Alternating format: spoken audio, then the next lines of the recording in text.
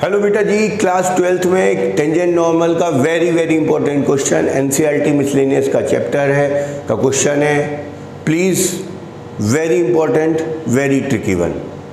जैसे कि मैं बताता हूँ, सबसे पहले हमारे को स्टेप 1 में सभी टेंजेंट नॉर्मल के क्वेश्चन में एक फिगर बनानी चाहिए। Find points on the curve, let the curve is this. Curve दिया है 9y² is equal to x cube. इसका एक पॉइंट आपको मानना है, दैट इज x1 y1। ये इस पर एक टेंजेंट है, बट इस सवाल में वो टेंजेंट की बात नहीं कर रहा है, वो बात कर रहा है नॉर्मल की। तो नॉर्मल में आपको बता चुका हूं, इस पॉइंट पर एक परपेंडिकुलर जो लाइन है, ये लाइन नॉर्मल कहलाती है। इस क्वेश्चन में वो नॉर्मल की बात कर रहा है। क्लियर? यहाँ तो कोई दिक्कत नहीं होगी, फिगर आप लोगों के पास क्लियर है। तो सबसे पहला काम मैंने फिगर बना दी।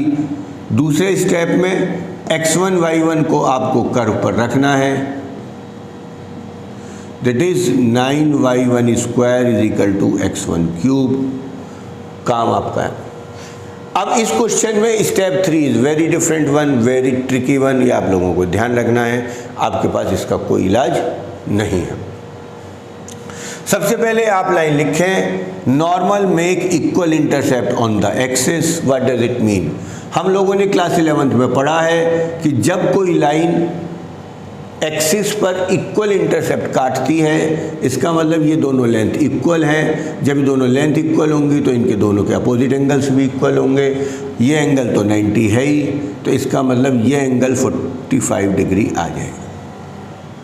इसी तरीके से वो यहाँ भी इक्वल इंटरसेप्ट काट सकती है। तो ध्यान रखिएगा, since normal make equal intercept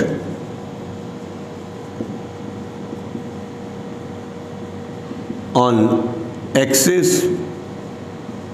तो आपको m हमेशा +-1 रखना है। हर सवाल में जब भी कोई टेंजेंट या लाइन या नॉर्मल इक्वल इंटरसेप्ट काटेगा, m की वैल्यू हर सवाल में बिना सोचे समझे +-1 रख देनी है। ये m किसका है? नॉर्मल का। जैसे कि हम जानते हैं, हमारे को स्टेप 3 में m ऑफ टेंजेंट निकालना होता है।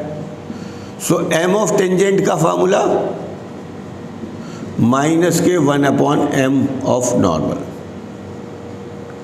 मैं बता चुका हूँ, ये टेंजेंट और नॉर्मल एक दूसरे के परपेंडिकुलर हैं, तो उनकी नॉर्मल, इनके जो स्लोप होंगे वो रिवर्स होंगे।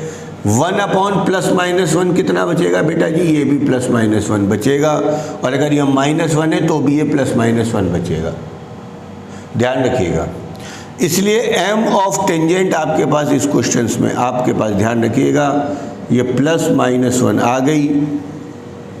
-+1 का है या +-1 का है, that is the same thing. आगे का स्टेप 4 आप बिल्कुल नहीं भूले होंगे। स्टेप 4 कहता है डिफरेंशियल कर दीजिएगा 9y² का 2y and dy/dx, that is 3x²। dy/dx हो गया 3x² अपॉन 18y। तो m ऑफ टेंजेंट किसके बराबर होगी बेटा जी?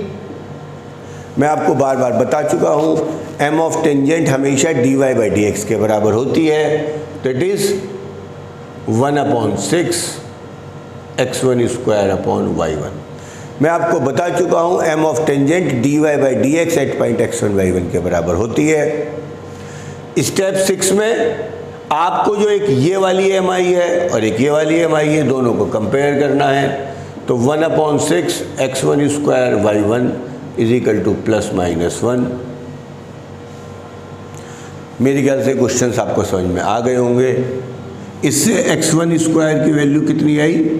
+-6y1। ये आपके पास इक्वेशन नंबर 2 आ गई है। अब आप इसे सॉल्व करेंगे, आंसर आपके पास अपने आप आ जाएगा।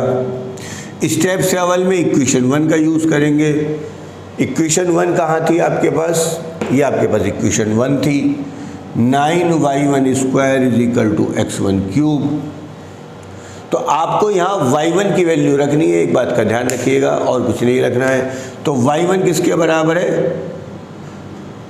9 तो ऐसे का ऐसे ही बेटा, y1 की value x1 square upon plus minus 6।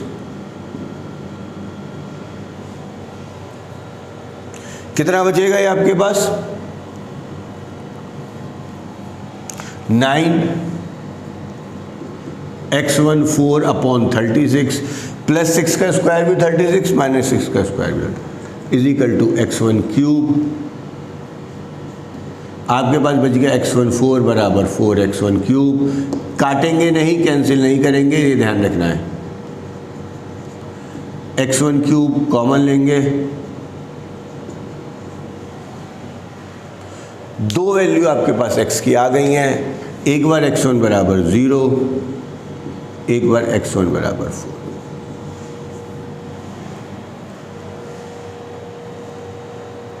Clear? अब आप ये दो वैल्यूज इक्वेशन 2 में पुट कर देंगे। जब x1 0 तो y1 की वैल्यू आपको 0 मिल जाएगी। जब x1 4 रखेंगे तो 4 का स्क्वायर 16 अपॉन प्लस माइनस 6, ये आपके पास y1 की वैल्यू आ जाएगी। आप कोई सा भी क्वेश्चन कर लें, मेथड्स आर सेम। ये जिस बच्चे ने 7 स्टेप समझ लिए उसको टेंजेंट नॉर्मल में कोई भी प्रॉब्लम नहीं आएगी, ये मैं कह सकता हूँ। Please note it down.